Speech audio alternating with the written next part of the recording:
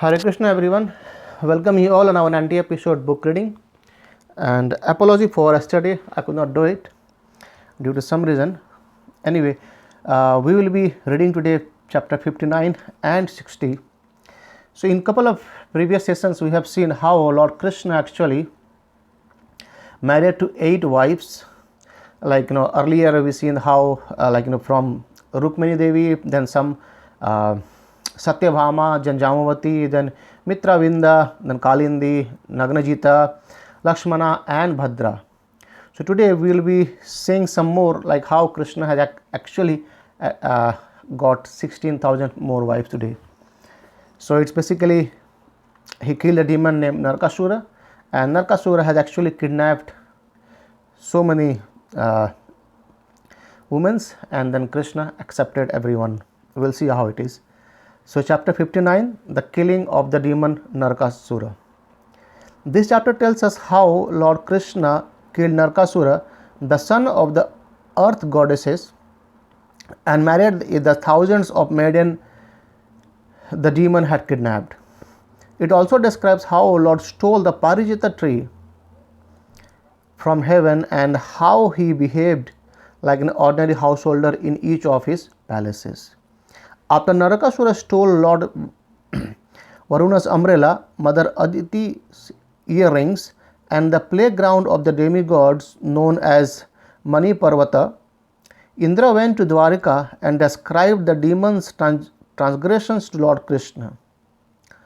Together with Queen Satyabhama, the Lord mounted his carrier Garuda and travelled to the capital of Narkasura's kingdom. On a field outside the city, he decapitated the demon Mura and with his disc. Then he fought Mura's 7 sons and sent them all to the abode of death. After which Narkasura himself entered the battlefield on the back of an elephant. Narkasura threw his Sakti lance at his Krishna, but the weapon proved ineffective, and the Lord cut the demon's entire army to pieces. Finally, with his sharp-edged disc, Krishna cut off Narkasura's head. So the earth goddesses Prithvi then approached to Lord Krishna and gave him the various items Narkasura had stolen. She offered prayers to the Lord and presented Narkasura's frightened son at the Lord Sri Krishna's lotus feet. After pacifying the demon's son, Krishna entered Narkasura's palace, where he found 16,100 young women. As soon as they caught sight of the Lord, they all decided to accept him as their husband. The Lord sent them to Dwarika along with a great quantity of treasure, and then went with Queen Satyabhama to the abode of Indra. There he returned Aditi's earrings, and Indra and his wife Sachi Devi worshipped him. On Satyabhama's request, Lord Krishna uprooted the heavenly Parijata tree and put it back of Garuda. After defeating Indra and the other demigod who opposed his taking of the tree, Krishna returned the Queen Satyabhama to Dwarika, where he planted it in a garden adjacent to Satyabhama's palace. So actually, when Krishna went to Indraloka, there is a tree called as Parijata tree. It has very beautiful flowers as well. So Queen Satyabhama, she wanted to have that Parijata tree, and Krishna approved it. And then Indra actually he objected it. However, he could not do anything. Krishna just came back to Dwarika. He don't have to fight anything. He just came back to Dwarika by that Parijata tree. So Indra had originally came to Lord Krishna offering obeisances and begging him to kill Narkasura, but afterward, when his business had been accomplished, he quarreled with the Lord. The demigods are prone to anger because they become intoxicated with pride in their opulences. So the infallible Supreme Lord manifested himself in 16,100 separate forms and married each of the 16,100 brides in a different temple. He took up the required activities of a household life just like an ordinary person accepting various kinds of services from each of his many wives. So, the interesting thing to understand here is Krishna expanded himself into 16,100 forms and married with each of the women at the very same time. And we have seen how Krishna actually made everyone's a different palace for every of these queens. So this is how we end chapter 59. We'll go to chapter 60, which says Lord Krishna teaches Queen Rukmini. So this chapter describes how Lord Krishna provoked anger in Queen Rukmini with joking words and then consoled her, thus demonstrating the opulences of a lover's quarrel. One day Lord Krishna sat at ease in Queen Rukmini's bedroom while she and her maidservant attended to him in various ways. Rukmini always responded to Sri Krishna's moods, whatever they might be. On this occasion, the Lord looked at Rukmini, whose beauty was faultless, and began to tease her. Previously, many wealthy kings worthy of you in their appearance and character wanted to marry you. In fact, your father and brother intended to give you in marriage to Shishupal. Why then did you accept such an unsuitable husband as me? You who once renounced my kingdom and fled to the sea in fear of Jarasandha.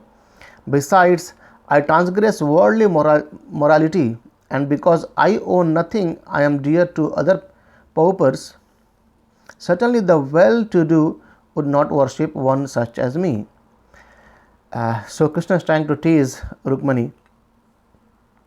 So when a man and a woman share the same social class, influence, physical beauty, and so on, marriage or friendship can flourish between them. But out of short-sightedness, you have accepted a husband who lacks every good quality and is glorified by beggars. Better you had married some prominent warrior, then you might have been happy in his life and the next. Your brother Rukmi and the kings like Shishupal all hate me, and it was only to cut down their pride that I kidnapped you. But as for such things as body, home, wife, and children, I am indifferent to them, being the self-satisfied personality of Godhead, transcendental to all the material affairs. So Sri Krishna stopped speaking, having destroyed Queen Kunti's confidence that she was her husband's favorite. She began to cry, and soon she became stunned in the extreme fear, pain, and sadness, and fell unconscious. Lord Krishna saw that she had misunderstood his joking, and thus he felt compassion for her. He picked her up from the floor and, caressing her face, consoled her. I know you are totally attached to me. I was only out of eagerness to see your lotus face adorned with a frown that I teased you. To joke with one's beloved is the highest enjoyment for householders. So these words dispelled Rukmani's fear of rejection. Seeing that Krishna had spoken only in jest, she said, "What you said about the two of us being mismatched is actually true. After all, no one is equal to you. The omniscient master of the three principal deities, Brahma, Vishnu, and Shiva." Rukmani went on to show how everything Krishna had said denigrating himself was actually a glorification. So here Mother Rukmani also saying that you are the master of the three principal deities, the Brahma, Vishnu, and Shiva. So Lord Krishna then spoke to Rukmani with deep affection. I did not intend to agitate your mind with my joking words. Rather, I wanted to demonstrate the strength of your chastity. Anyone who prays to me for sense gratification and happiness in family life is simply deluded by my illusory energy Maya. Such a person will take a low birth. Ordinary women who corrupt desires cannot possibly worship me faithfully as you have done. At the time of your marriage, you showed no interest in any of the royal suitors. Rather, you sent a Brahmana messenger for me. Thus, you are certainly the most beloved of all my consorts. In this way, the Lord of the universe, Sri Krishna, took pleasure in joking with the goddesses of fortune in her form as Rukmini, and in a similar fashion, he fulfilled all the duties of a householder in each palace of his other queens. So, Krishna was actually making jokes with all the wives, but however, Mother Rukmini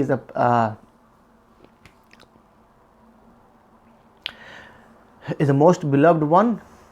So this is the way we finished actually 60, and there are remaining 30, and we have nearly 13 days to finish our 90 episode book reading. Thank you very much. Hare Krishna. Srila Prabhupada ki Jai.